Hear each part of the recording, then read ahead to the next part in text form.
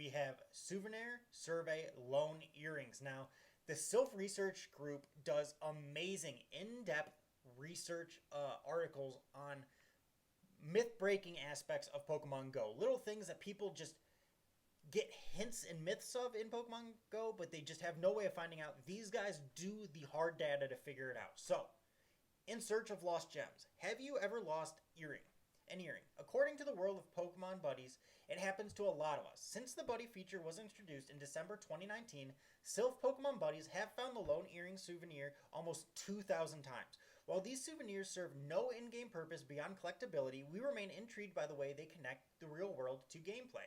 In previous articles on location-dependent souvenirs, we have discovered connections between skipping stones and freshwater features, beach glass and beaches, and tropical shells and coastlines. Lone earrings seem to be available only in certain locations as well, and our researchers hard at work have given us some clues. Time to dive down this reboot hole and see what our team has uncovered. Key findings. Buddy souvenirs collected in areas with OSM key/values pairs land use equals residential, highway equals residential, and amenity equals parking were more likely to contain lone earrings than areas without those tags. Lone earrings are not found at equal base rates across where they are available. Background and methodology. So, Buddy souvenirs can be classified as either universal souvenirs, which are available everywhere, or location-dependent souvenirs, which are only available in a subset of locations. In our researchers' quest to collect lone earrings, we received a report that these misplaced jewels were often found in urban and suburban areas and not at all in rural areas. This tendency makes sense in real-world terms. The more crowded a place is, the more likely items are to be mislaid. How might the game define the location dependence of lone earrings, though? For answers, we turned once again to OpenStreetMaps, it's OSM, for connections. To recap, OSM is a mapping source used in Pokemon Go to build the visible overworld map. OSM data has been shown to influence many hidden features such as biomes, nests, and our other previous studies. Location-dependent souvenirs. We define a location area as the level 14 S2 cell containing a player's avatar. So each one of these squares on this map you see is an S2 cell. S2 cells are spatially indexed tools used by Pokemon Go, with level 14 cells used to determine Pokemon Gym eligibility.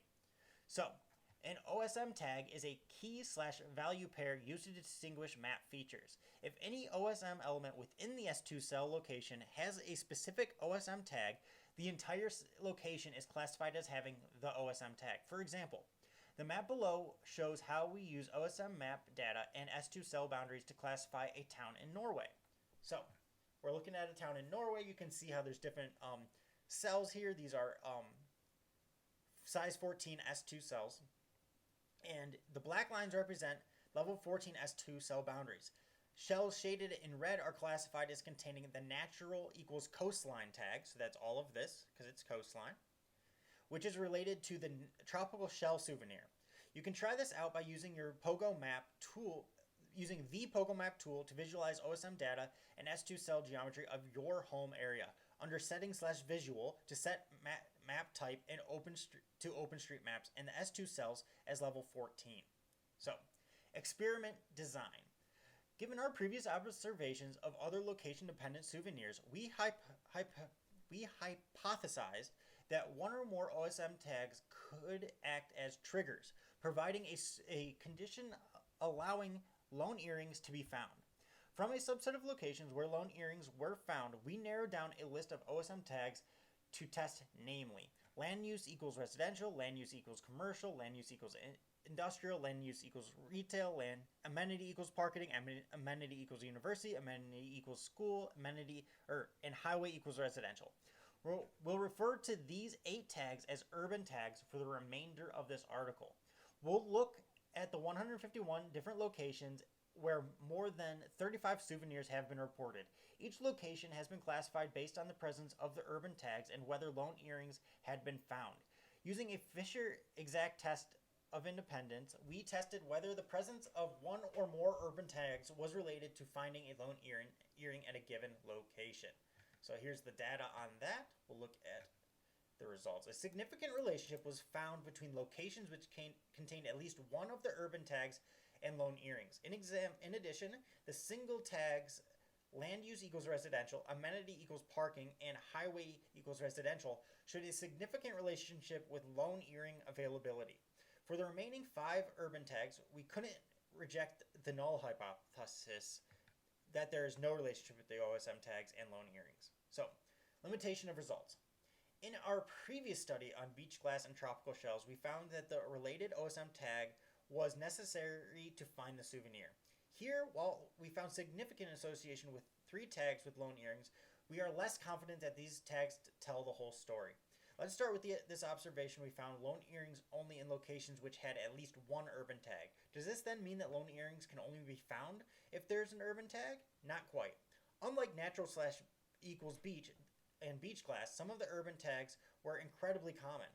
In this study, our data included only 10 locations that didn't have at least one urban tag. The lack of contradictions is less conclusive in this case and could instead be attributed to a majority of our researchers residing in urban areas. In addition, we noted many locations where an urban tag was present, but lone earrings were not found.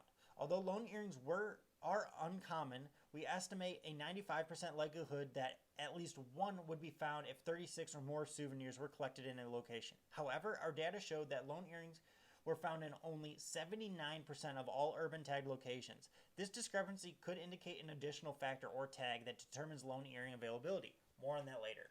Furthermore, let's look at the individual tags in isolation. Buddies found lone earrings in locations where one of the highway equals residential, land use equals residential, and amenity equals parking was the only urban tag present. However, researchers are also lone earrings in locations where land use equals residential was the only urban tag, suggesting it too could be a source of lone earrings. This suggests that in the case of less common tags, we may simply lack the statistical power to identify a definite relationship. Given all of the complications discussed so far, we are not quite ready to claim lone earrings are always found near one of these urban tags. What other factors should be considered? So, lone earring rarity. To help unravel this mystery, let us take a closer look at the distribution of lone earrings per location. Thus far, we've classified souvenirs into 2 types. Universal souvenirs are available at every location and are found in consistent proportions at each location.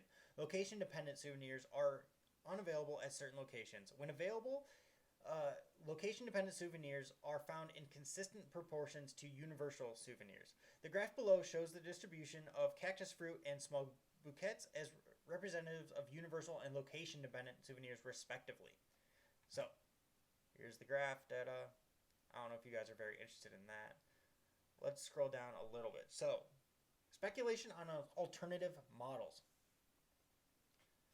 Now, let's propose a few models that could help explain the distribution of lone earrings. These models discussed what could be used, not necessarily what is being used by Pokemon Go. A simple solution could be the existence of an additional OSM tag, which is a stronger predictor of lone earring availability. This would help explain the numerous locations which had an urban tag but did not produce lone earrings. Even then, an additional tag relation would explain availability but not the variable base rate. A more nuanced approach would be an interactive effect between multiple OSM tags in this model. We could expect a location would exhibit a higher lone earring base rate if it contains more tags or if it has larger tagged regions than other locations. There is some evidence of this relationship in our data set. At locations where lone earrings were found, we found a positive rank correlation between the number of urban tags and the observed base rate. Due to the limits in the data we collected, we are unable to test tagged region size or multiple instances of the same tag.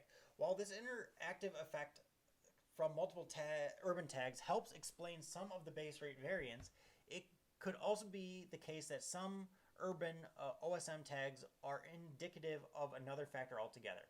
Another possibility is that satellite imagery data is used to classify areas according to their land use. It has long been speculated that another spatial data set is used in Pokemon Go to inform Pokemon habitats. A variety of supervised, semi-supervised, and unsupervised algorithms can be used to generate clusters of similar land cover. The pictures below show an OSM map, satellite map, and Copernicus imperviousness land cover map over the same region in Norland, Norway. So, interesting. So that would be this right here. 3 different maps, 3 different types, all satellite. So, the marked S2 cells were tested for lone earrings. Dark blue cells had a base rate greater than 2.5. Light blue cells had a base rate less than 2.5, and lone earrings were not represented and found in gray cells. So, very interesting. Let's see. Impervious areas are the results of human-made buildings and surfaces which prevent water from being absorbed into the ground. So, we're talking about like concrete roads, parking lots, stuff like that.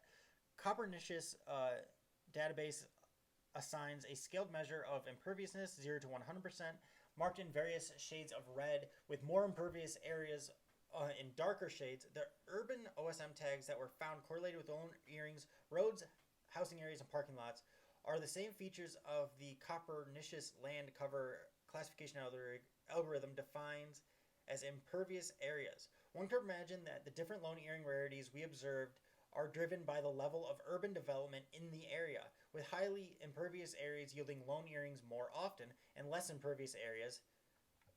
Interesting. We can see this in the map above, where lone earrings are found at higher base rates in high impervious dark red areas. The Copernicus land use classification algorithm is limited to Europe, so it's likely that Niantic could instead choose to source data from a global source, or perhaps even use an in-house system.